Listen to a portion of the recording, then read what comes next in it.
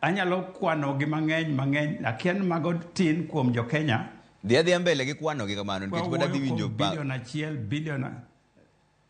yeah? Dhi mbele gi kwano gi kamano sana e counties ka nikech county kanyo be ma jopiny ywak ni nitiere kuo moro imula achiel kuom kaka Siaya mong'iyo wach mar bilion 400 ng'ama osetue mapok waneno.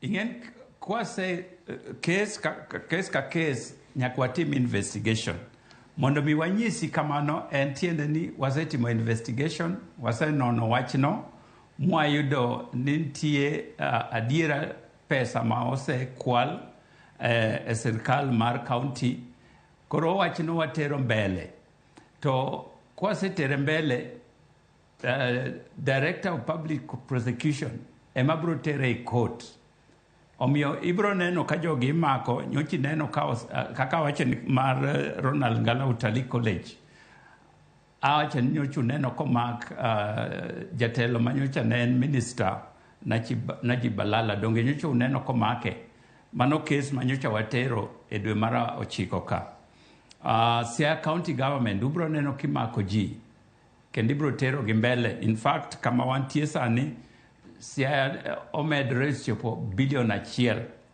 ibro neno ka jogo imako kendo ibro tero mbele NYS en gine mwaseng'eyo ka kendo waseneno ka ji imako kendo oseter mbele Garissa nyocha neno komak jatelo mag kuro kane otimo tender award mar milion 99.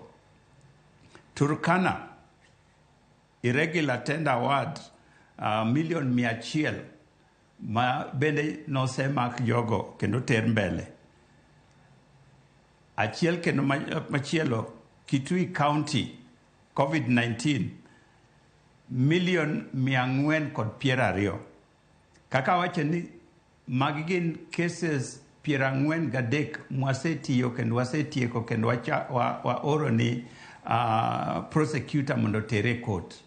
Wan okwater cases e court. Prosecutor matere court. Wan kwa tieko twatero cases go ni Director of Prosecution to en yamotero gi e court. Omiyo karwa wan kwa setieko kanyo wasetiyo tijwa kendo wabro romo kod jogo e court. To jakom joma seyo ni kata kusetero ne DPP kanyo to koro